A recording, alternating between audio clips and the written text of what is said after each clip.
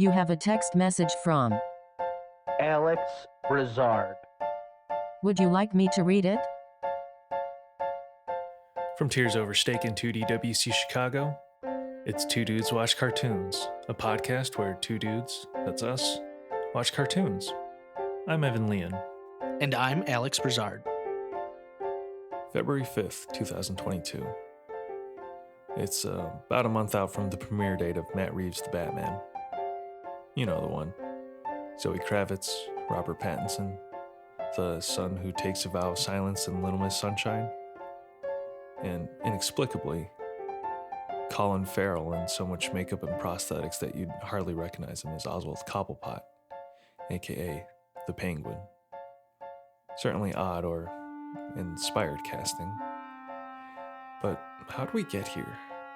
It feels like societally we just got over Ben Affleck taking over the role from Christian Bale, like a new stepdad that turns out to be not so bad after all. As hit or miss as his time in the Cape and Cowl were, honestly, I really liked Batflick. He was rough around the edges, sure, but we got to see Batman exists on the big screen outside of Gotham City for the first time. Flawed, powerless, insecure, but unmistakably Batman. Which got me thinking, what is it that we keep seeking out in this one character, in each new actor or film or adaptation? What is it that makes a Batman story? Why does the Batman mythos persist?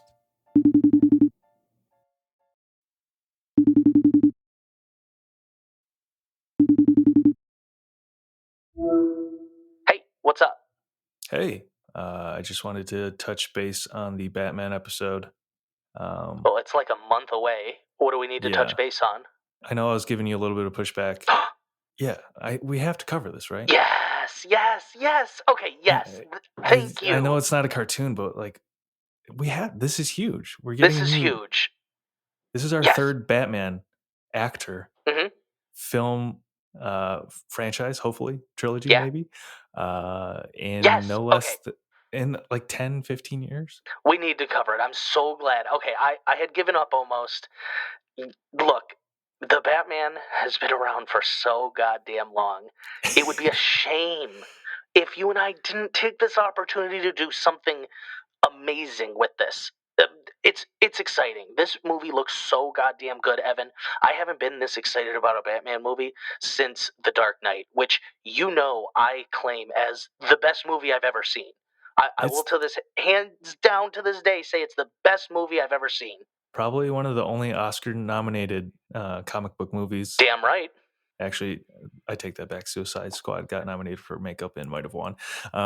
But fuck that. Just kidding. Okay, look, we have to do this.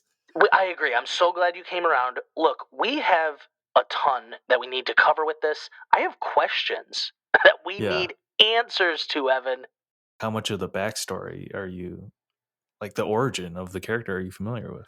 I mean, I know that he's been around since like the 40s, right? 1939. He's essentially the second superhero on the scene after Superman, which was 1938. Okay. I don't know if you've looked at the Wikipedia. It's a wild, turbulent ride. Batman was created in 1939. This artist, comic book artist named Bob Kane, saw the financial opportunity that was in superheroes from Big Superman. Bucks. Yeah, huge bucks. And went to his buddy Bill Finger, a writer, and said, let's come up with a pitch. And so they come up with this idea. I think originally Bob Kane had like his character was like a guy in a domino mask, which is just like what Robin wears, like the thing that just covers the top, sliver of your face. I gotcha. Not like, really a mask. Yeah, red tights and like a black cape. None of the staples of Batman as we know it. His buddy Bill Finger jazzes up the whole idea, adds the bat theme and element. He comes up with the Batmobile, he comes up with the Batcave, Robin, Joker, Penguin, Riddler, the whole rogue gallery that Batman has. And so Bob Kane takes the ideas that they formulated there and pitches it all to DC as his own, and What? gets He's it Zuckerberg? yeah, and gets it contractually stated, or it's this is like an urban legend that he gets it written in stone in his contract that he will now and forevermore be credited as the sole creator of Batman. Damn. Didn't seem like a huge deal at the time for Bill Finger. He was just like a writer or whatever. And so The Bill Finger, legacy, though. yeah, he kept contributing as like a ghostwriter, but No. he went uncredited essentially till a couple years ago. No credit. Fuck off. That's Yeah. insane. I'd be pissed. Yeah, there's a really good documentary on this. I think I sent it to you a while back. I don't know. It's called Batman and Bill, but it's all about You this did. a writer who learned about this and wanted to set it right. So he does all the digging himself, finds heirs of Bill Finger, tracks the family tree, because without a rightful heir, it's like impossible to contest. But the documentary follows it, and essentially through their efforts, they are able to get Bill Finger credit as a co-creator of Batman because the man died penniless, essentially. Like Wow. none of the fame What or a fortune shame. that Bob Kane achieved. And so I'd recommend watching that. But like, it's so weird when these superhero stories come with like uh, A a history. moral story of their own, Yeah. like a meta moral story, like Superman, Jerry Siegel, Joe Schuster. One of their parents died, like I think in a robbery or something. And so, like, how does that manifest in their creative careers? Like by creating an invincible man. Like it's To fucking me, fascinating.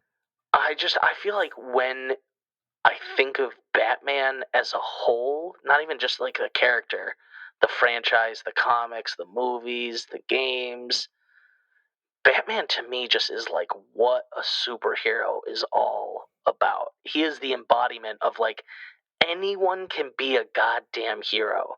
Granted, yeah, Yes. he's rich and powerful, so he doesn't have that, but like he's just a man and he fights among gods and evil goddamn doers. He's so inspirational, Hmm. but it's dark and gritty and real, and Yeah. it attracts like young kids to old adults. Something about Yeah. Batman is just so alluring. There is so much Batman content that it would be a disservice not for us not to cover it. Yeah. I don't know. I like, how do we tackle this? Who do we talk to? Mm, What do we even cover? I don't know. We could talk to a lot of people. Yeah. People have opinions on the Batman, and I want to get their opinions. Let's take it back to the beginning. Well, at least our beginning, the 90s. Coming off the success of Tim Burton's 1989 film, Batman the Animated Series is now introducing a whole new generation to the character. Hi, my name's Andrew Choe. I have an interview with superfan and friend of the podcast, Andrew Choe, and I'm going to play that interview for you. This aired for 4 seasons from 92 to 95, created by Bruce Timm, Paul Dini, and Mitch Bryan. 1992, I was born a month or two after it came out in September. Did you start with the animated series or the new Batman Adventures, which was So a later property? that's a good point that you bring up because Mhm. I didn't really watch until the New Adventures of Batman, which Fair. We would have been 2 or 1. yeah, exactly. I think that was like in '97 or something like that. But Mhm. that had like Robin, Batgirl, Mm-hmm. introduced the whole Bat family and everything. Actually, wasn't till way later that I had already exhausted all the Batman TV content that there was at the time, like Batman Begin. Sorry, what was it? Beyond. Batman Beyond. Yep. Oh, yeah. That was a huge And moment. Justice League and Justice League Unlimited. And I'm just like, all right, I want more of this. And it's like, well, I haven't really watched like the original Batman, the animated series, the kind of one that started it all. So I binge watched all through that in like maybe like a couple weeks or something. And I could totally see how that influence is still persistent to this day.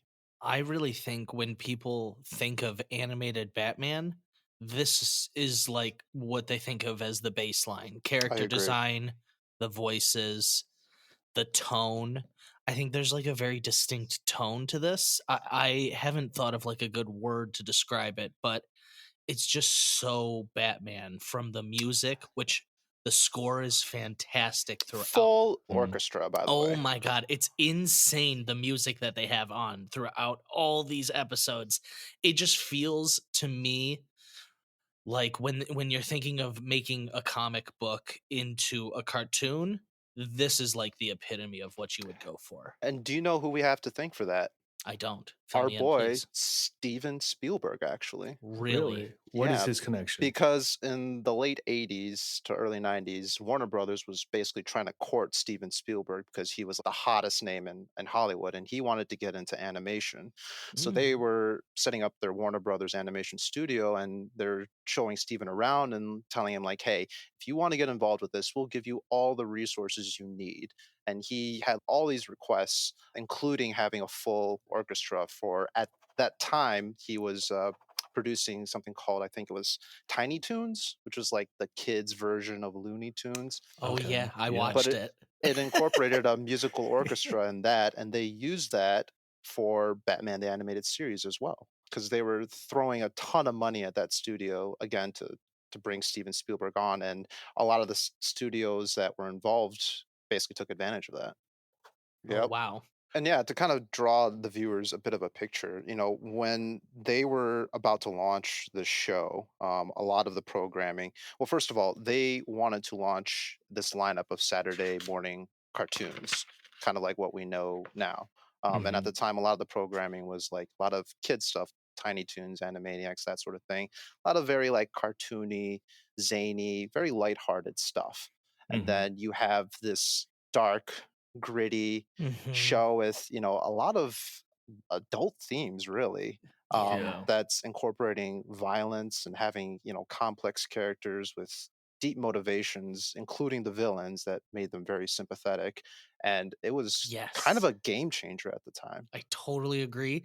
I think one thing I noticed when I was rewatching this is there are several points where I was like, was this targeted towards children?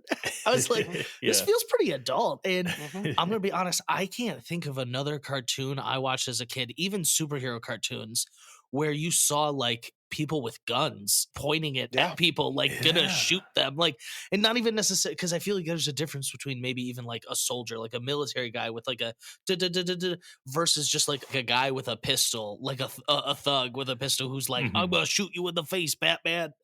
And that actually was kind of an issue that was brought up at the time because something called, I don't know if you've ever heard of this, standard practices, and Hmm. I could find the correct term for it. The man. Broadcast standards and practices, which is basically the person in charge of that would go through the show and edit out the content or censor That's things that not were not suitable. deemed appropriate.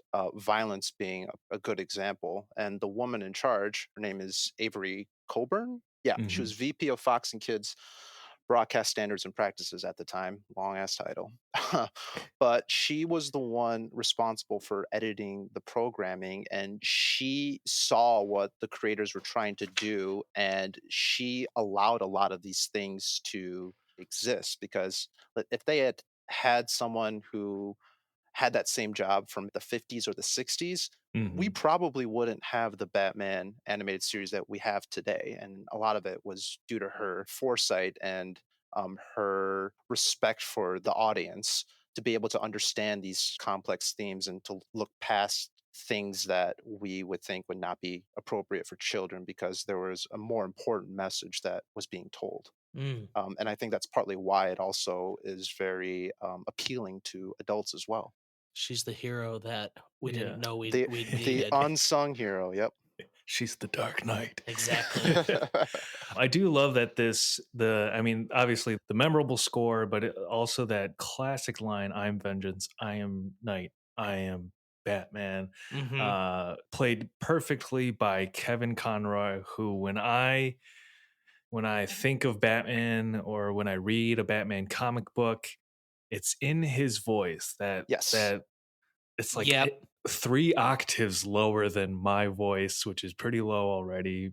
He is, to me, the definitive Batman more than any Yeah. of the actors or anything, because he is having to work with a very one-dimensional space, just his Mhm. voice, Very and true. yet Yes. he is able to convey a lot of the emotion and nuances of the character And somehow. that's the thing is there's so much emotion in this. We see a Yes. pretty complex Batman for the Batman the animated series. He's not one dimensional like you really think like a kid's cartoon could portray him. Mhm. He experiences sympathy, grief. Like I love that rewatching this series, if I'm being honest, because Mhm. it was such a joy to be like, man, if I was watching this as a kid, which I was, I don't remember like specifics. I just Mhm. remember having it on a lot. And I was like, I'm glad this was my first introduction to Batman. Yeah, a lot of that was actually a very intentional choice by the voice director of the show, Andrea Romano. She had a background in acting and stage management at the time, and she became the voice director and she cast all the voice actors for the Mm, show, including Kevin Conroy, who Wow. was selected out of, I believe it was like 500 other actors. wow. And she specifically try to cast stage actors because of the vocal quality and being able to Ah, I emphasize love that. emotion and Mhm. using their vocal tones and stuff, which is why you get this multi-dimensional character that Kevin Conroy is able to portray, and he kind of ran with it. I mean, even after the show ended, you still see him coming up in a lot of the video games, a lot of the Hmm. animated movies and Yeah. Yep. stuff. I mean, like, it's all different styles, other different voice actors, different storylines, but that one consistent presence is Kevin Conroy as the Batman. So while we're on voices, we should talk about the other very notable, very awesome, very Yes. iconic voice, Mr. Mark Mark Hamill. Hamill. Yep. Yeah, that's right. The Joker. So when you think of Batman, you think of the Joker, two sides of the same coin. Mhm. And if you're going to have an iconic Batman, you have to have an iconic Joker. And they get a great voice actor for this. And I didn't know it was him for years and years and years. I didn't Obviously, either, yeah, I didn't know till I was a grown adult that he played the Joker for a good long while. because I always knew him as Luke Skywalker, like everyone Exactly. Yeah. else. As iconic Exactly. as Kevin Conroy is as Batman, Mark Hamill is memorable as the Joker. His I agree. cackle, I mean, there have been a couple other voice actors who have taken on Joker in different animated projects, but I feel like most of them are doing a variation or like trying to grasp at what Mark Hamill had captured in the Joker. And I just saw this today. They had originally approached Tim Curry Oh to wow. do the Joker, and he wasn't available. I could see him Um, doing well too. I could see He him doing well as well. actually did some of the voice acting for the first episode, but apparently Oh, had some beef with one of the producers. Oh, So they had to love the inside basically tea. find another voice actor, and they were like, Mark Hamill's available. Should we try to test him out? And it's like, well, why yeah. not? And they brought him in, and I mean, kind of the rest is history from there. Let's get into a little bit more about the series itself. Do you guys have any episode standouts, any stories that you really liked were covered? I think the one that comes to mind, and I think is a great example of the kind of rogues gallery that makes Batman villains some of the best, is Heart of Ice, Mm, featuring Hmm. Mr. Freeze, that is a good because one. it is where, I mean, for those who don't know, Mr. Freeze is this character who's all about freezing things and stuff, but he originally was a scientist who had a wife with a terminal illness that he was trying to cure, and he was willing to do pretty much anything to accomplish that goal, including criminal enterprise. And of course, Batman is Hmm. there to stop him. But at the end of the episode, you really do feel for the character, even though justice is served and he has to go to jail and all that. It doesn't feel like a win per se, because by the end, you've developed Hmm. empathy for the villain. And honestly, that's a very common theme with a lot of his villains. I think a lot of them have Hmm. very sort of human motivations that allow us to relate to them. It makes them tragic characters more than anything. Mr. Freeze is one example. There's also Harley Quinn, who is in this abusive relationship with the Joker.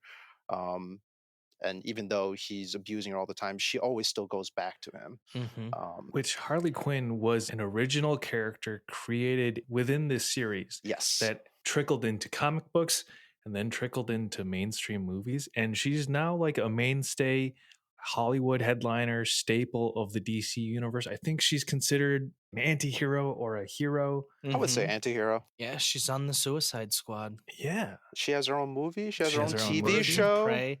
Her Birds of TV Prey. show is an animated TV show, and the little I've watched of it, I've like laughed out loud several times. Yes, unexpectedly so. Yeah, Yeah. yeah. Kevin So- Smith named his daughter after Harley Quinn. That's a random trivia fact. for That's you what we're here guys. for. So that's actually really crazy to think that without this show, we don't have Harley Quinn, who a lot of people, you know, she's 1 and 2 with the Joker. Mhm. She was Especially now. one of the most popular Halloween costumes around the time of the first Suicide Squad. Yeah. And As bad as that movie was, it made what I don't know. It was one of the highest grossing DCEU movies. yeah, wow. So that's crazy to think about. Okay, I think one of the early standouts for me was I loved seeing the two-parter Harvey Dent Two-Face transformation, his Mm. origin story, if you will. I'm Yes. such a sucker for The Dark Knight, where we do get a nice introduction to Two-Face. So I love any sort of origin story, and that was a good one that I really enjoyed watching when I was going through all of them. That was one where I kind of perked up. I was like, "Oh, it's Harvey Dent. I love Harvey." I don't know what it Mhm. is about him exactly, but I love good old Harvey. I believe in Harvey. In Harvey Dent. That's right. One of my most memorable episodes is, I think it's in the new Batman Adventures, but when they introduced Nightwing, we had Robin in Oh, the first series, yes. but when Nightwing shows up for the first time and we like haven't seen Robin for a while, We thought he was gone. we thought he was gone. Lo and behold, he comes back rocking a 90s mullet with the coolest new costume in town. Second coolest character behind Batman, in my opinion. So I have a question for you. Mhm. I have a question for you. Like you said, this is in the later seasons. This is towards the end of all of this. Mhm. With the era of comic book movies are we in, do we not get these sort of payoffs anymore? Is DC going to throw Nightwing in at the first opportunity they can? Or do we get the long absence of Robin and the shock of, he's been heroing on his own? He's more than a preteen now. He's a teen. I mean, I think Zack Snyder was setting up a little bit of that Mhm. with the Joker graffitied Robin suit in his Mhm. Batman Jason- vs Superman Yep, movie. Yeah. the Jason Todd The Robin. Jason Todd reference. DC's been exploring that in the Titan series, That's true. which is trash. I'm sorry. It's like the live action. It's just bad. I've watched all of it just because, he I will can't get enough he of will this stuff. continue to watch all of it. Yeah. I But like to torture myself. I was gonna say, and he will continue to trash it till Yeah.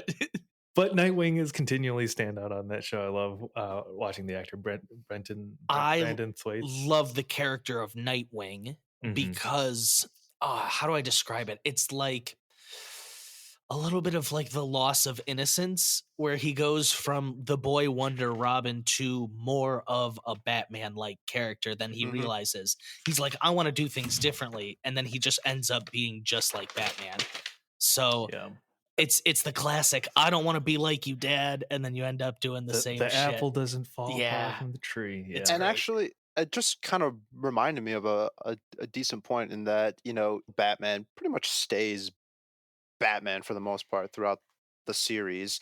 You still have character development with all the other characters. Mhm. Dick Grayson being a perfect example. I mean, he was the original Robin, but then later grew up and became this dark, grittier superhero named Nightwing, who has his own place, which I think is Bloodhaven.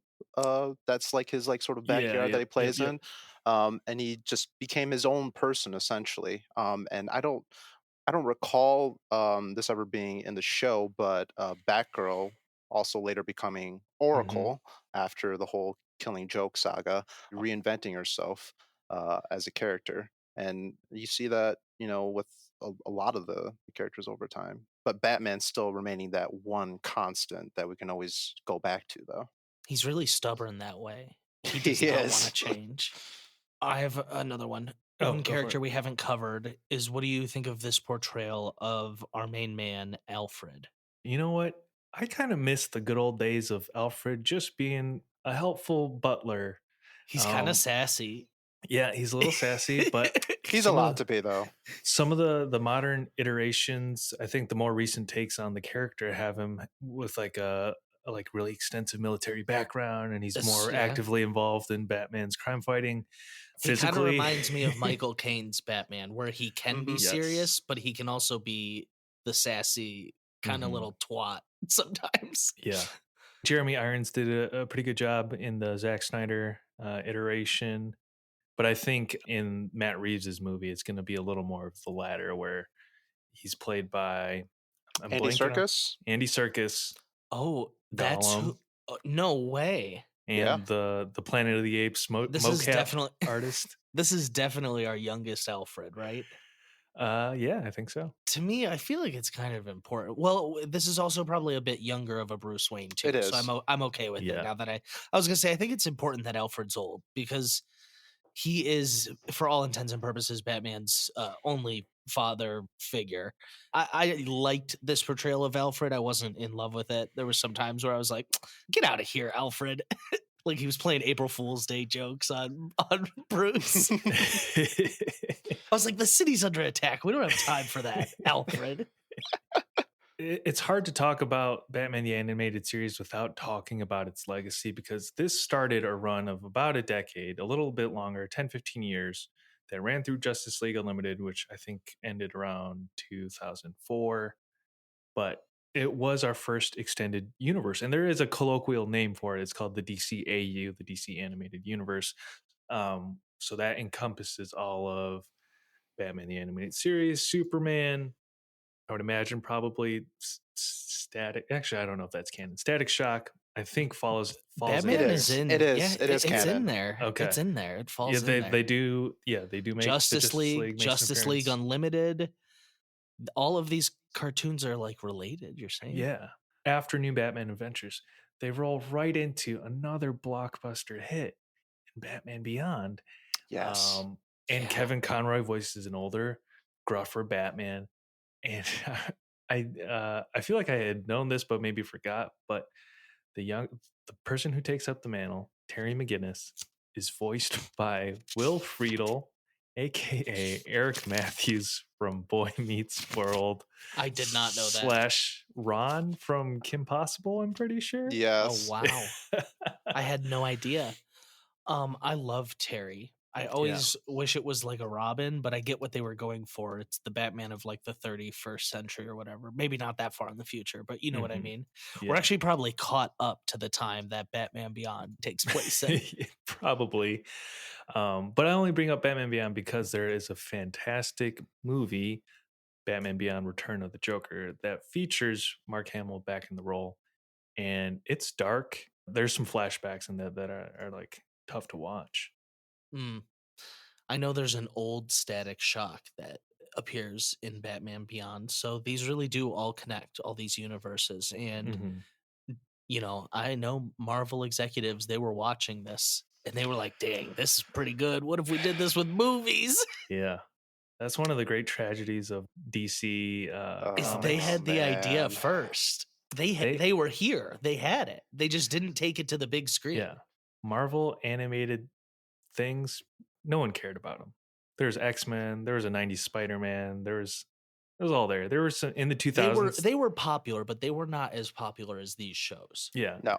In the 2000s, in the early aughts, there were Avengers animated direct to video movies that were based on the Ultimates, which I think is kind of what the Avengers movies were based on, that run of comics that were pretty, I mean, they were fine, but they were not good or memorable whatsoever. But like Warner Brothers had such a head start and they really fucking fumbled it.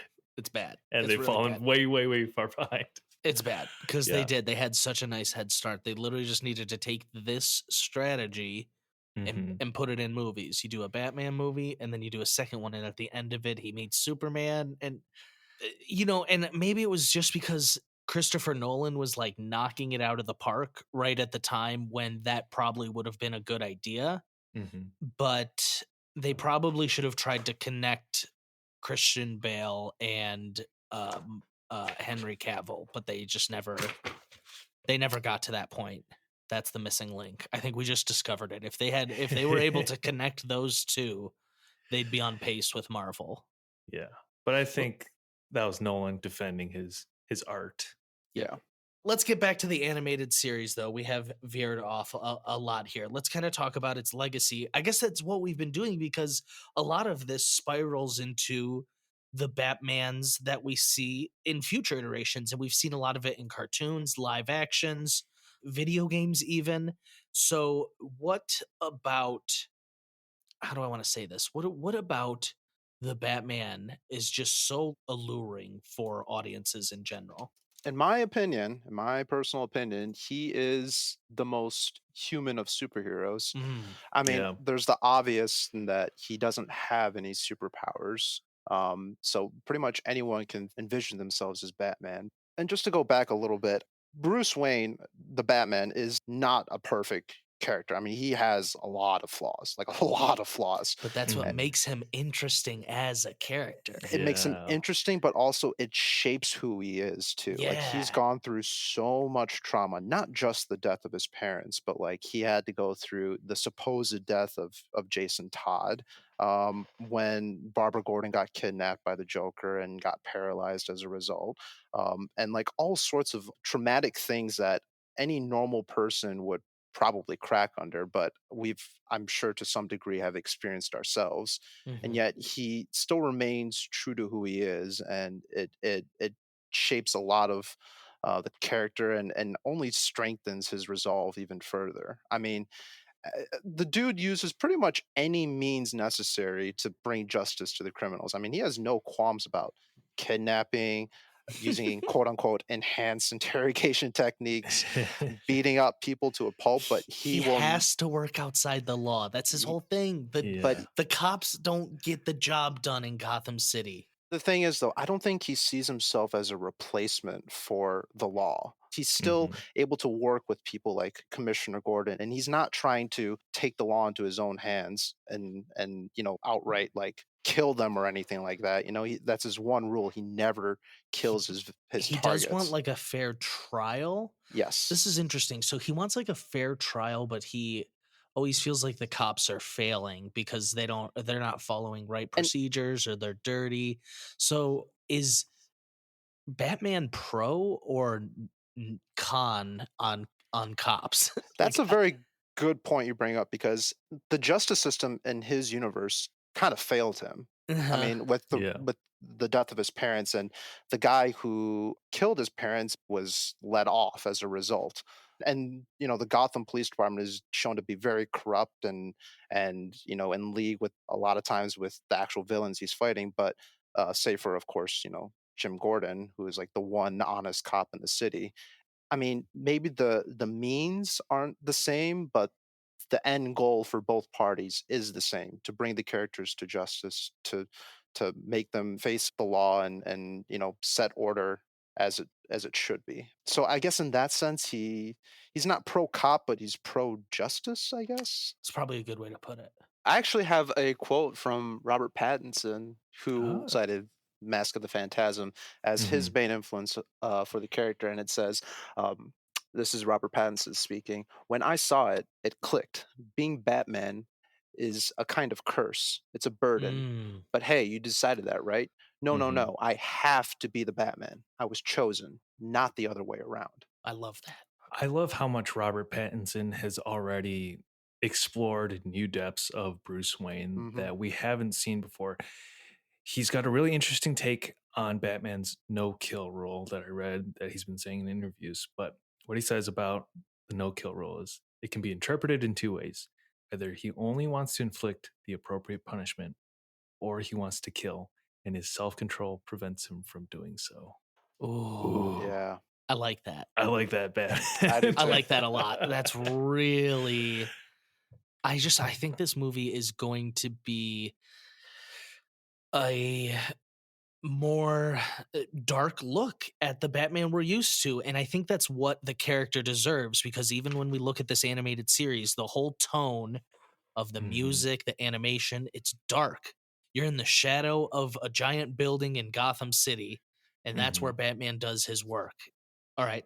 What I want to do here is I do want to do sort of our closing thoughts on both the animated series or Batman as a whole that you would like to leave off here. Honestly, he's by far and away my favorite superhero, mostly just due to the human side of him being very prevalent, but also the source for who he is as a person, taking that grief from his parents' death and using it to help other people. I think it's a very admirable quality. But in spite of that, though, he's still a very flawed person, something we can all deeply relate to. And the same goes for his villains as well. And I think that's what still to this day draws people to him and that property in general. Hmm. Well said. Yeah. Batman the Animated Series defined the Batman character for a generation. From 1992 through the early aughts, it was the rendition of the character. And I think a lot of the things that we like in Nolan's films, a lot of what I'm excited about in Reeves' films, those seeds were planted in Batman the Animated Series. Hmm. Like you said, is it's to me almost a perfect adaptation of what a Batman comic was. To me, Mhm. this is not some sort of like grandiose story, but it almost feels like weekly comics being released, a new Batman story. And there's something so nostalgic about that. It reminds me of Saturday morning cartoons when I watch. And I just think that, like you guys said, without this, we don't have as nearly of big of hype almost 30 years later. And yet we have a new Batman movie that people are more excited about than ever before. Let's take a quick break to hear from our sponsor. This special presentation of Two Dudes Watch Cartoons is brought to you by Primo's Pizza of Novi. Primo's is proud to serve the community for the past 40 years as Novi's favorite independently owned pizza joint. If you're looking for a classic old-style pizza, you found your spot. We cook up the best pies that are hand-tossed to order using only the finest ingredients, and we also feature our locally acclaimed chicken, ribs, seafood, and much, much more. Primo's Pizza is your one-stop shop when it's time to eat. Whenever I find myself in Novi, I'm always at Primo's. Proudly serving slices off the corner of 10 Mile and Meadowbrook Road. Check out the menu at primospizzanovi.com. Now back to our coverage.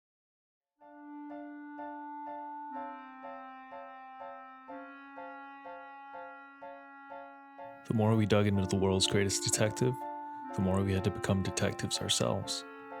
We were starting to piece together a profile of the Batman myth, but we needed more evidence, so we sat down with Two Dudes' chief legal analyst to break it down for us. Could you state your name for the record, please? Sure. My name is Caitlin Godfrey. We're here to talk about The Dark Knight. I will say, this is my favorite movie of all time. I saw it in 2008. It became my favorite movie then. It has never been toppled. So I'm super excited to talk about this. And I think it's very important for Batman history. It is. Mm-hmm. But 2008 was a very long time ago. Caitlin, I was hoping you could kind of refresh our memory. What was going on in the headlines then? Like, set the scene a little bit for us. Well, in 2008, summer of 2008 is when this movie came out. So I was heading into my senior year of high school. Let's see, 2008, Britney Spears, pop music still. Obama in office? Was that his first term? It was, well, so he was elected in 2008, not quite yet when this movie came out, but maybe beginnings of his campaign. So a very hopeful time in our lives. Hopeful time, wow. Yes, hopeful. very in optimistic Chicago, time no in our less. lives.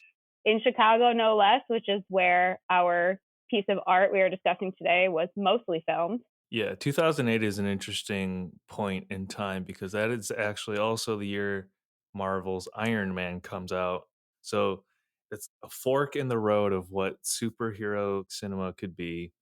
Mm-hmm. The Dark Knight was the highest grossing film of 2008, fourth highest of all time at that point. with over Wow. $1 billion at the box office, almost double what Iron Man made. We reached out to Michael O'Rear and Tommy Pizzullo of the Marvel podcast, Stark Wars, but they declined to comment. It kind of set off the whole trend of darker, grittier reboots. And then you look at something like the Marvel Cinematic Universe, which took maybe a lighter approach, but has seen a lot of success since, whereas The Dark Knight was really, really, really singular, and nothing has come close, unfortunately for DC fans, really since. I mean, Yeah. and even also the Dark Knight coming after Batman Begins, the first movie, it's such a big jump. I ended up watching Batman Begins last night also, just because I don't think I'd ever actually seen it. That's a testament to this movie that I feel like it can stand alone. It is its own movie. You don't need to know a ton about Batman. You don't even need to see the first movie in the trilogy, really. You can jump in, understand the plot, and it is still just a great piece of work. What I want to do is I want to start talking about some of the elements that make this film really great. And the man I want to start with is Mr. Christian Bale, because there's always this debate of how these actors portray Batman. And I think that is obviously a big part of what impact they have on the history of it. And I think Christian Bale does a ton of things right. What do you think of Christian Bale, Evan? I think he is phenomenal in the role, and Mhm. he brings a gravitas to the role, a seriousness, where a lot of other films, and even Batman Begins a little bit, they get a little like James Bondy, where it's all about gadgets and gizmos. And it's interesting that you say you hadn't watched Batman Begins, because Batman Begins came out in 2005. It was a comic book movie. It was a good comic book movie, but it was very comic booky. He's fighting a league of ninjas. There's a guy putting fear gas into the air. Like, it's even The Dark Knight Rises afterwards. It's like the League of Ninjas is back with a new leader who's Yeah. a wrestler. Like, so The Dark Knight's, that little sliver in the middle, that singular moment in 2008 where it's like it's this crime drama. It's moody. It's like a noir film. One of the things that Christian Bale does really well, though, is he plays the duality. Like, he almost develops two characters, where I think a lot of Marvel characters, even a lot of the DC ones, none of them are really juggling with secret identities anymore. It's really Batman's the only guy who has to be like a normal person, semi-normal person, and then someone else as well. I 100,000% agree with you, because honestly, first impression I had rewatching The Dark Knight the other day was he's almost like a subtle Batman. He's not over the top. It's funny that you mentioned that Batman and Iron Man both came out that year, because Batman is basically like a DC Iron Man. He's like a rich guy Yeah. who buys Good his comparison. weapons and then fights crime. And Christian Bale's Bruce Wayne could very easily be like a playboy who runs around and has models on each arm. And actually, he does that at one point. But in Batman Begins, he only does it because Alfred says to him, "Come on, man, you got to have some fun. Like, you're supposed to be Bruce Wayne. Like, can you at least pretend to have fun?" And then he does. So it's like, I think that he's a good Batman because he does just enough to be a good, convincing Batman, but he's not the only person in this film. Like, at no point in The Dark Knight is Christian Bale fighting to be the lead hero. It never feels like that at all. Whenever you're playing a superhero movie, there's two roles you're playing. You're playing Bruce Wayne and Batman. Yeah. And I think he does a great job at both. Where sometimes some actors are good at one and maybe not as strong in the other. He does really good at both. I love his Batman voice.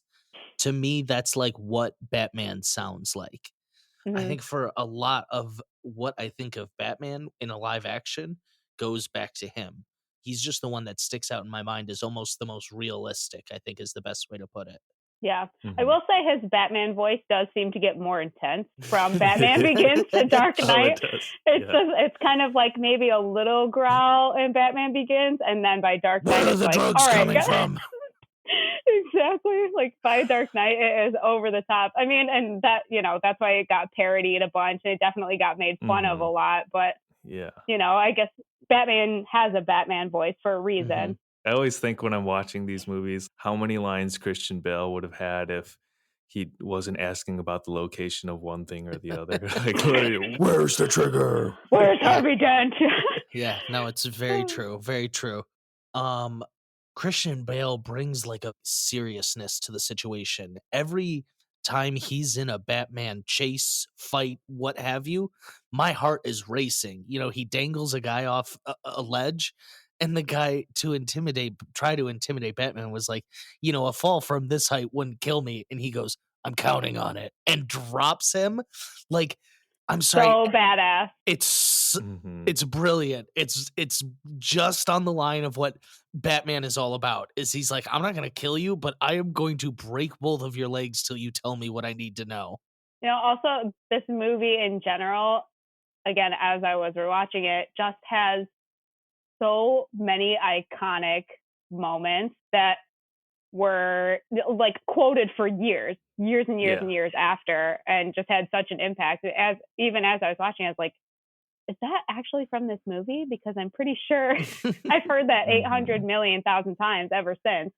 Probably second Like, only to like Borat back then, like as most quoted movies of maybe Anchorman. Like, Yeah. it oh was my up gosh. there. It was a phenomena. No, in Mhm. reality, it was a phenomena, though. Everyone had seen that movie. I went and saw the movie, and I saw it in a theater, and I left, and I went to a different theater, and I just watched it again because I Did was you really? yeah, I was like needed to come down from the adrenaline rush of it all because, you know, I'm a freshman or sophomore in high school. Mhm. This blew my goddamn mind.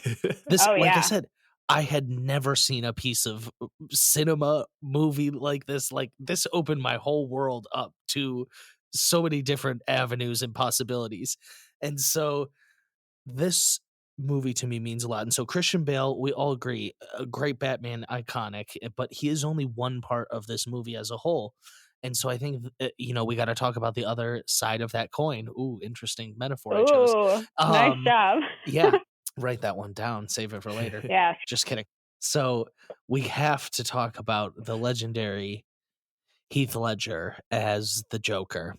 First impressions, I was like the guy from 10 Things I Hate About You? What? Are you serious? I was very confused. 10 Things I Hate About You, romantic comedy, like hot guy. Mhm. Okay, Brokeback Mountain, like clearly he can be serious. And then it's like, oh, why so serious? Why You're so definitely serious? very serious. Yeah. Yeah, I mean, how can you talk about this movie and not talk about Heath Ledger's Joker? Rest in peace. He won the posthumous Best Supporting Actor that year for it. And I think what is really telling is we start the movie Mm, first 4 or 5 minutes with a heist scene, and I love like that really sets the tone for me. Is this it heist does. scene? This is so sorry to interrupt you. This is such a Christopher Nolan move.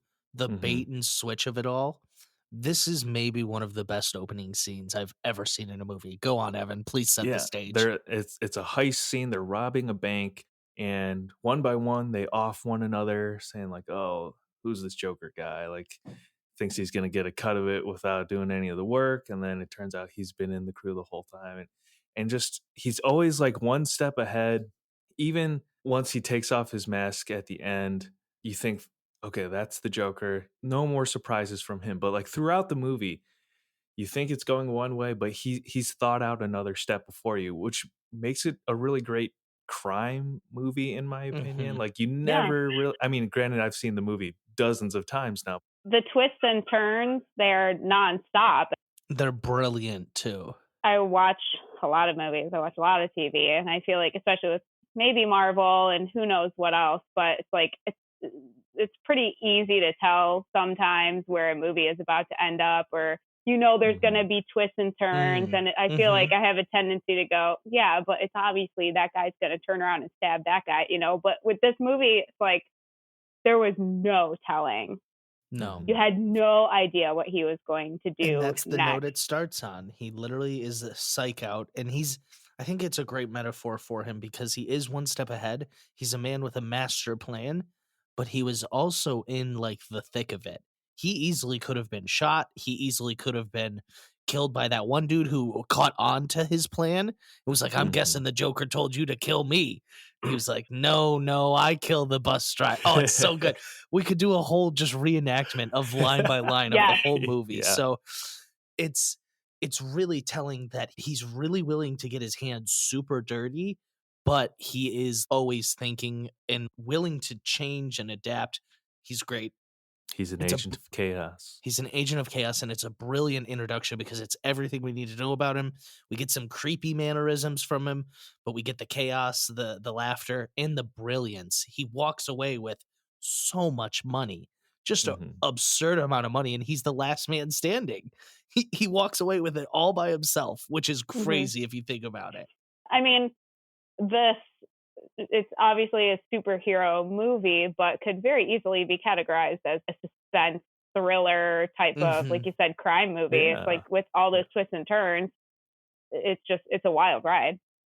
So the Joker, though, is always doing that sort of thing where he puts two people as hostages. He tells you where both of them are and that they're going to explode in 30 minutes. But it turns out he lied to you and they're at they're at the opposite locations. It's just mental games with him. He's just there to mess with you and fuck with you and make you regret whatever decision you made. But Heath Ledger doing that role was like unreal. I mean, if you tried to put other Joker actors or whatever in that role, or anybody else, it's just like, it could come off cartoony or it could come off a different way, but he is like just so crazy and just so devious, and it's so believable. There's not a scent of it. There's not a drop of it that when you're watching it, you're like, oh yeah, that's right. He's like, some comic book. Ooh, look at this crazy villain. You're like, oh shit, this guy is nuts. What is he gonna do next?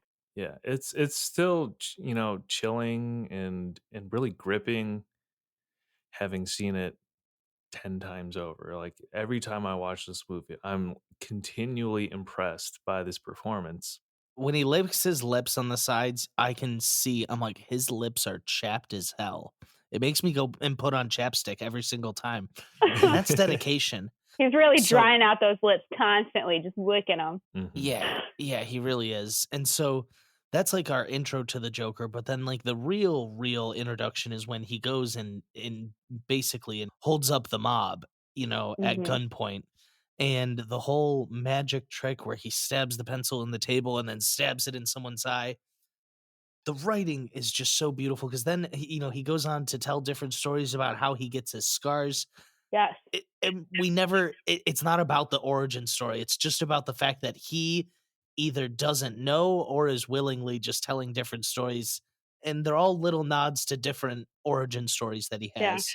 Yeah. Honestly, one of my favorite parts of the whole movie is that right there. I feel like a lot of times you're watching these movies and you want to know the origin story or like what happened to make him this way. And he takes that expectation and just totally flips it on end. Which is what he always is doing. He takes expectations and he flips it on your head. He knows the audience wants his origin story and he's not going to give it to us. He's doing it to Batman. He's doing it to Rachel. And he's doing it to you too, motherfucker. He's doing it to everybody.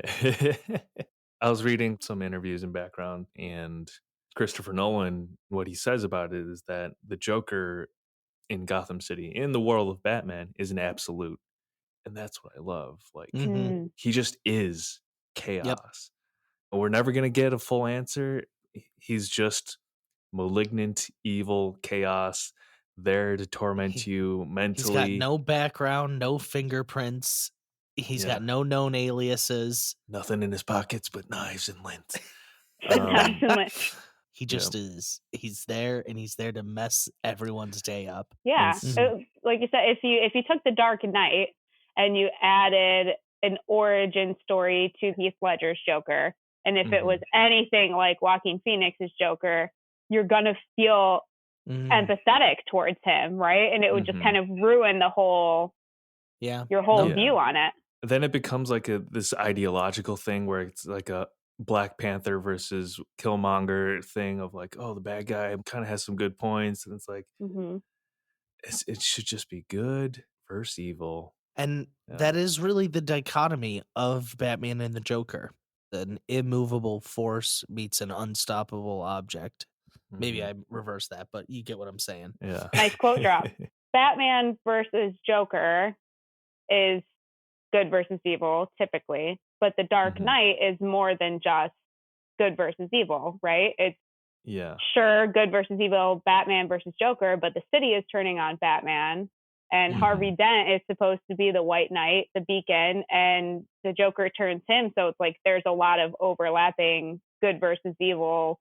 Hey, audience, maybe you should think about what is actually good and what is actually evil, and how does this fit into the puzzle. There is a gray little bit of gray out there. Yeah. I think that's one of the unsung triumphs of this movie is the descent of Harvey Dent, the origin of Two-Face. Yeah. Maybe this is a good transition, even though it feels wrong to not keep talking about Mr. Heath Ledger, but I'm sure he'll come up more.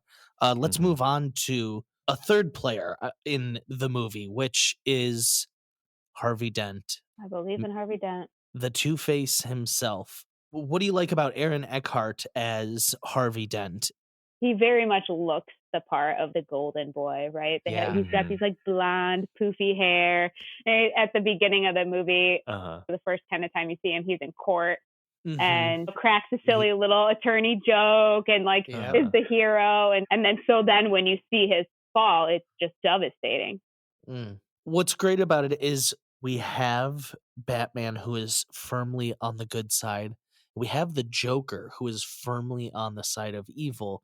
We get Harvey, who will flip a coin to decide live or die.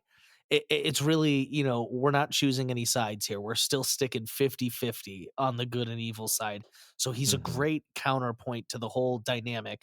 So I love the dynamic that he brings. And when he goes on his crime spree, it's towards the end of the movie, so it's not too long because it's not as showy or as flashy as the Joker is. But that's what keeps it grounded and keeps it real, is he just goes on a vengeance-seeking tour and plays a 50-50 game with all his, in true Squid Games-esque, plays a 50-50 game with all of his people. Yeah. Here's the symbol of what Harvey has now gone through. He's like, well, all bets are off. I got nothing, so like, do you want to get shot? Yes or no? We'll let this little coin decide. Yeah. I'm trying to think of like where society was at, where movies were at kind of graphics wise at this point. But Harvey's half burnt off face looks so gross. It's really gross. The way his eyes bulging out and his lip is, ooh. The moment that sells it for me, he takes a drink at the bar. It dribbles and he wipes outside his of his chin. mouth.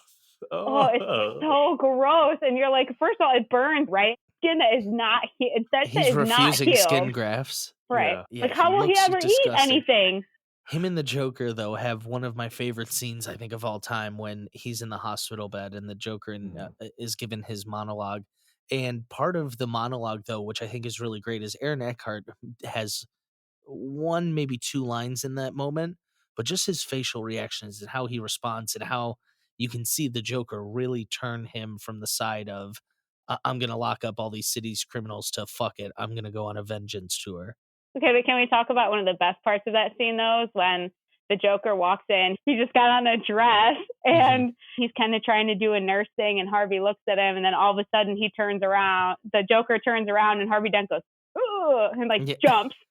Like, come on, he man. doesn't realize, he doesn't think? recognize him until he takes the mask off. Until he takes the mask off. It's great. really funny. And we get a classic Joker going, hi. But also in that same scene, I just did want to mention the iconic moment. He blows up the hospital. He's trying to walk away. The other bomb isn't going off. He's pushing it. It finally goes off, and he's just hobbling away in that dress. Like, it could be so comical or, like I said, cartoony, but it's just like, it's just not. It's still like ominous. It's still mysterious. It's funny in a way. It's entertaining. It's amusing, but it's not like, ha ha ha, laugh out fun. Like, not like slapstick. It's not Captain America saying language. Yeah. Oh. Language. Although I will say, the cheesiest element to me, not even so much in Dark Knight, this happens in Batman Begins, where he is like scared of bats. It's like some bats That's come part of flying the at him, origin story. and he's so scared of bats that he's in the theater and there's a man dressed up as a bat. He's like, I gotta go, Mom. I'm so scared of these bats. And then like he keeps seeing bats, and the bats come and help him at one point. How many hours do you think Alfred spends cleaning bat shit Out of the bat cave? Too Guano. many. Yeah. Damn, it's like Alfred had all these years off, just chilling, doing whatever he wanted, while Bruce was off becoming a ninja. So this is a good transition. Let's talk about my favorite Alfred, Michael Caine, who to me is just the perfect Alfred. Do you guys like Michael Caine as Alfred? God, Love I him. love Michael Caine as Alfred. Alfred does a great job as, I don't know, not bitter, the old codger. He's seen a lot of the world. He's wise. He's well traveled. He's had some adventures of his own. Sure. He's been to Burma. He's been to Burma, baby. I've been to Burma. And so, I think that he is probably one of the more funnier parts of the movie, but it never feels forced. It just kind of feels like old British guy jabbing at you humor, if that makes sense. And so he and Christian Bale like play off of each other really well in a very like cool, like have a great chemistry kind of way, where it's like, we know we're being really funny right now and we're not even going to bother telling you. What's your favorite Alfred quip or line from the franchise as a whole? Oh, okay. Let me think. I've got one while you're thinking. Mine's okay. Go for it. To go in Dark Knight. I guess I couldn't say over the entire franchise. It's been a really long time since I saw Dark Knight Rises. But the classic where he goes, the Lamborghini then. Much more subtle. That's actually that's a great one. Yeah. Much more subtle. That's, by the way, the worst impression of anything I've ever done. But it was perfect. Evan, what about you? It's not really a quip, but it's when he's like, I've shown you up, I'll shed your bones, but I won't bury you. And it's like, ooh, he's not gonna bury him. Oh, that's where he draws the line. He's just looking out for him. Alfred. He wants to keep him alive. Alfred loves you, Batman. Why can't you see? And that's the breakup too. Oh, he leaves after that.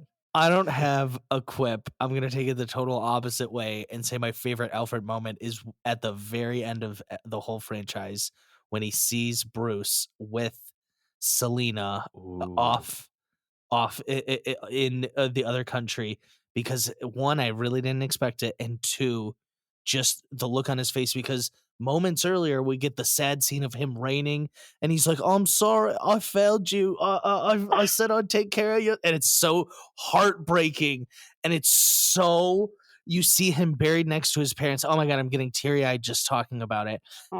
Just it's so, like, I'm not happy that Bruce survived for Bruce, but for Alfred. He did it for Alfred, and he saw him and he said, hey, thank you for everything, old chap. Oh, I'm getting goosebumps just talking about it. I haven't even seen it in years, but it's probably one of my favorite movie moments. And I know it's not from The Dark Knight, but it is so good, and it's set up over these three movies.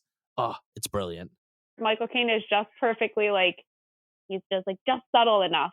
He's not over the top. He's not trying to crack these jokes. He's not trying to say to Bruce Wayne, like, I love you, why don't you, whatever. He's not professing over the top. He's just so just enough. Is it I apologize, is it Jeremy Irons who plays him in the Justice League? And Michael Caine just blows this man out of the water. No offense to Jeremy Irons, you do fine. You are playing a different Alfred, but you're just not my Alfred. Yeah. Michael Caine is the perfect old codger. Jeremy Irons, he's trying to put it on a little too much. He dyes his hair as Alfred, which that's not my Alfred. Yeah. Not my hashtag. Not my Alfred. Sorry. This brings me to the other old codger of the franchise, Morgan Freeman. Oh man, he really has little screen time, but huge Mhm. impact on all these movies. Yeah. He's so good. He's just good in everything he's in. I mean, talk about the star power of Morgan Yeah. Freeman. Just putting him Yeah. in your movie is enough to go, oh shit, Morgan Freeman's in this? Like, yeah, we gotta Uh-huh. go. My favorite moment of Lucius Fox's is in The Dark Knight when the accountant figures out Oh, Bruce yeah. Wayne's secret identity, and Mhm. he's like, "So your plan is to blackmail whatever the guy who goes out and beats up criminals? Good luck." The richest man in the universe and who also beats people up in his spare time. Yeah, one of the best lines. Not phased at all by the blackmail. Also, Lucius Fox in this movie, I kind of had a little bit of an aha moment, at the end where there's all those screens and Bruce says, like, look, we got sonar all over the city. It's a pretty maybe early commentary, I think, on phone tracking and Facebook is watching you and yeah. Google knows your Yep. every move, kind of before that became more of like a mainstream topic. As long as this machine is here, I will not be at Wayne or Yep. Wayne, whatever the company's Wayne called. Industries, like Wayne without Industries, even yes. without even a thought, he steps Mhm. in. He's like, "This is fucked up. I will Mhm. not be a part of this. Like, But if you need help with he- this one thing, like, yes, sure, but he then understands I'm the out." mission. He goes, Yeah. I will help in this one instance because I know you need it and it's important, but I am done. And Bruce Wayne already thought about that, baby. He goes, type your name in at the end. Damn. If I had a criticism of this movie, Sorry, no. Just kidding. Go ahead. fair enough. None allowed. It's the kind of over the top moral lesson in the third act Get out of here. of the two boats having to, and when they're all like philosophizing out loud, like, those men had their chances. They're all criminals. They committed murder. They didn't have to steal. They I was didn't like, do it though, but they still didn't do it. I know. I'm saying that was a little too much for me. The people of this city just showed you that they're ready to choose good over evil. Oh my god, that's actually like surprisingly such a good impression. Yeah. Oh man. I mean, I guess I agree a little bit that like it's definitely a little maybe like virtue signaling. Like it's No. a little bizarre. I reject Okay. it all. It's corny, I think. How is the dare word I was you. reaching for. That's my only note. My heart races during the scene, and I know how it ends, and it's such a good. It's a literal prisoner's dilemma with prisoners, guys. Come on. Nobody's saying that it's not full of suspense, high quality, Well great, acted. yeah, great storyline. Then what's not to love? It might be a little heavy-handed. No, I don't agree, Thank but that's you. fine. Thank you. You are entitled to your opinions, I guess. I will agree with Evan. Again, nobody's saying that it's not 100% an amazing part of the best movie of all time. Maybe a little heavy on the salt, So one of my favorite small moments is when the Joker makes a public announcement that the city's like on lockdown and they're like looking for the Joker in places. Mm-hmm. One of my favorite small parts is you see a cop looking under like a bridge, and I was like, you really think the Joker's just like laying under there right now? Like, and he's like, shoot, you found me, and he runs out. Just a bridge troll. Yeah, like, yeah. I'll hang out under this underpass. Nobody will ever check here. So even thinking about that, he's got like knife shoes, so he might be able to get out of that. He just starts kicking the shit out of whoever found him. Yeah. But so God, one of my favorite Joker moments is when Harvey has turned himself in as the Batman, gets arrested and is taken, and they're trying to get him. He's got the truck that it says not laughter but slaughter, which is a classic. Like, oh yeah, just add an S. And so then Batman does show up, and it's the showdown where Batman is zooming on, which also Batman's Batmobile bike in this movie. Unreal. I want one so badly. So cool. Only time I've ever wanted a motorcycle. So he's zooming down the street, and the Joker's like, hit me, I want you to hit me. That's like my favorite Joker moment because I just feel it. I'm like, oh my God, he wants him to hit him. He just wants him to kill him and break his moral code, and the people of this city will lose their goddamn minds that Batman's a murderer. He's the ultimate villain because he's always going to do what's ever in the worst interest of everyone, and sometimes including himself. He is very much like, I will die. I do not care if the greater plan calls for it. And that's what makes him truly dangerous is his lack of usually Batman can scare a criminal into acting right with their fear of death, where he can't do that with the Joker. The Joker has nothing to lose because he will die. He doesn't care. Yeah. It's great. It makes him awesome. And it's really explored in this film, the dynamic of Batman not wanting to kill anyone and the Joker just being like, do it. Okay, there's a lot of highlights in this movie. There's a lot of people we're still even missing that, the Scarecrow makes a cameo. We didn't talk about Maggie Gyllenhaal at all, who plays a really good Rachel, but unfortunately is kind of sidelined a bit this movie, and I think it's because she was recasted from Katie Holmes. So no fault to Maggie Gyllenhaal. She did good, and I like her as Rachel, but they killed her off. Maggie Gyllenhaal or Katie Holmes? Oh, I'd Which is your probably say preferred Maggie Rachel? Gyllenhaal, but it's because I like The Dark Knight more.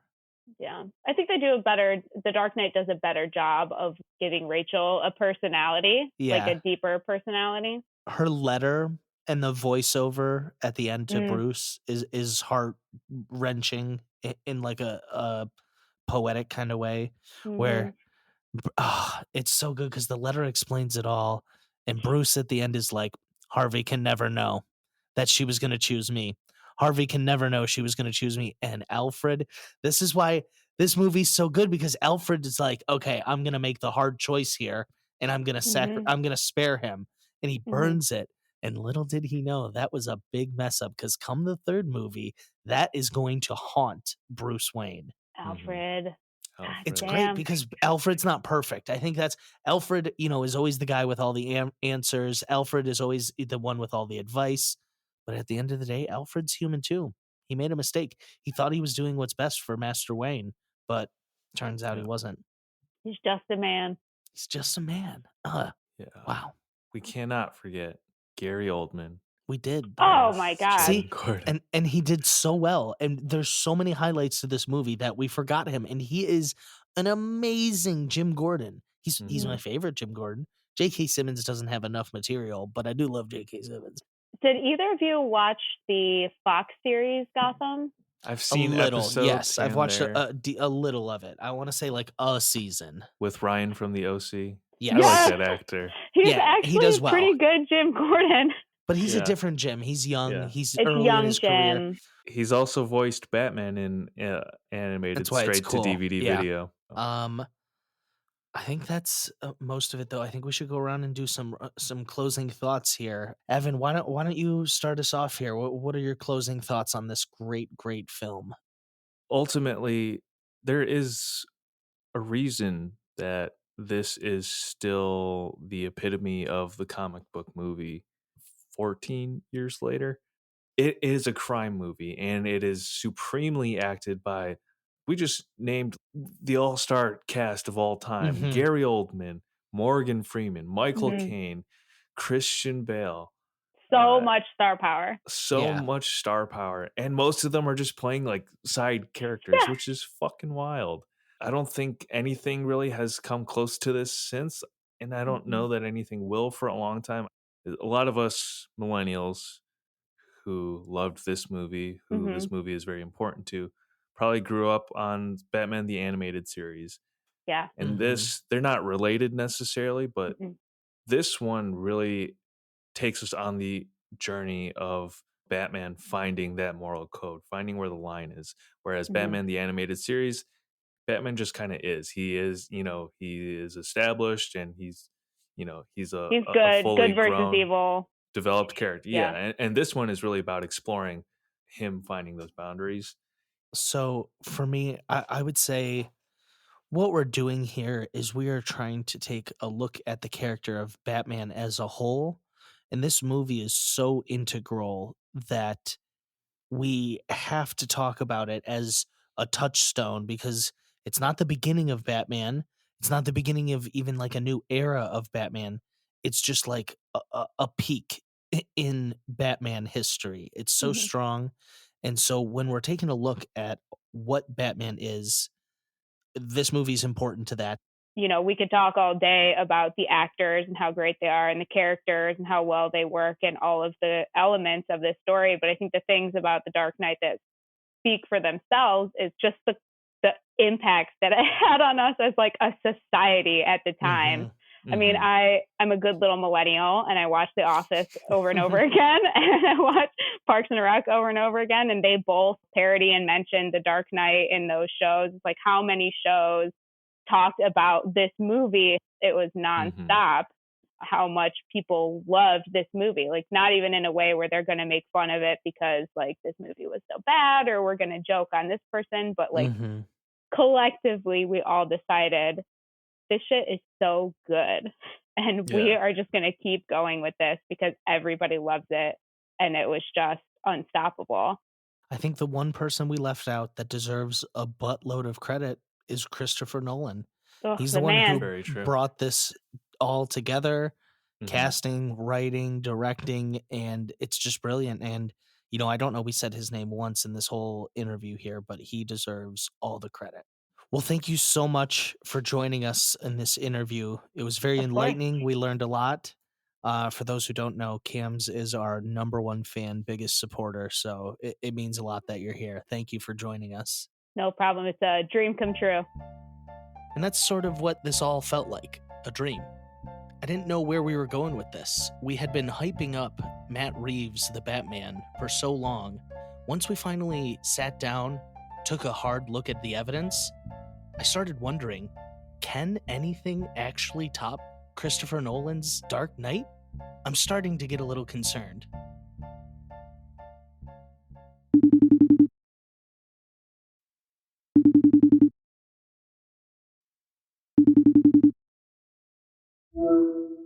Hello? Evan, hi. I'm taking a look at all of our notes. I was going over the interviews, and I'm not as confident in this movie as I once was. What do you mean? This was your idea. I know.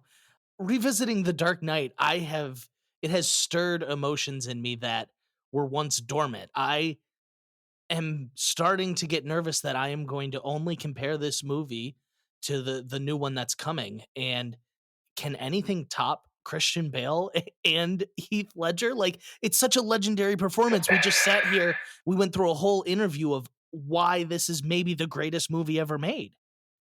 I think we got to look at what we've been trying to do here and what our mission was in the first place, which was to dissect the Batman myth. So I think to be objective, we have to break it down to the core elements. And talking to Choe, talking to Caitlin, I think we've unearthed some of them. Look, all I'm saying is they've tried this. Why are we getting our hopes up? They threw Ben Affleck at us shortly after Christian Bale, and while he was all right, it didn't work. It didn't work, and I'm worried we are setting ourselves up. We were excited for the Batfleck. We were excited for Batman vs. Superman, and we have been let down before. Are we just being set up to be knocked down again? Is this a classic bait and switch that they have already done to us before? All of my notes? Evan, I haven't slept in 3 days. You hated Batman vs. Superman. You take that back. I may be the only one that loved that movie. Sorry, I don't know what came over me. Alex, we have been working on this case for over a month now. We're almost to release date. Let me break down my worries. Batman as a character, amazing. We've established that. The roots are there. We have seen Batman through the ages really progress, and we've seen fresh takes on him that are great. I'm worried after all the research that we've done, did we hit the peak of Batman in 2008? Him versus the Joker, Christopher Nolan's take on it. Ever since then, have we gotten a better version of Batman? Can we get a better version of Batman? I don't know. It's true. All of my notes, everything that I am reading is saying it can't be topped. We've gotten to the core truths of the Batman, and he always faces insurmountable odds. No matter the challenge, whether he's fighting the common crook or an intergalactic alien dictator, Batman has never backed down from the challenge. And so I think if we boil it down to the core elements of the Batman myth, the personal tragedy, the uncompromising pursuit of justice, the indomitable will, those are the elements that carry over from Batman the Animated Series through the Dark Knight trilogy. And if I'm being honest, those are the things that I'm picking up. And so, I reserve the right to be hopeful in this scenario. Man, I wish I shared your sense of optimism, but I'll be honest, after all the labor and hours and late nights that we've put into this, I'm just not seeing the picture right now. I don't know how I can possibly say that this is going to be the best Batman movie of all time right now. I'm not there. Alex was losing steam quick, and I'd be lying if I said his doubt didn't plant a seed of its own. But then I thought back on the investigation, the past month of interviews, of research, of conversations. I thought about our friends who, despite all odds, with their backs against the rope, still held on to that hope. People like Andrew, people like Caitlin, people like the Batman. Here's Andrew again. I actually think he does have a superpower. It's not that he's rich. I thought that's where you were going. Some people say that, but no. It's not that he's in peak physical condition or that he has a genius level intellect or that he's the world's greatest detective. In my opinion, his superpower is his indomitable will and self-discipline. I mean, I cannot think of a single character in that universe that has greater willpower than Bruce Wayne. Yeah. He's the guy that beat Superman. I mean, like, who else can say that? All the people involved seem to be taking the character very seriously, and they're trying to do it justice, which I, as a fan, can wholeheartedly appreciate, and I honestly think it's going to translate really well, just based on what little I've seen already. And with that, our investigation was coming to a close. This long, winding road we've been traveling was finally running out, which meant there was one more stop we had to make.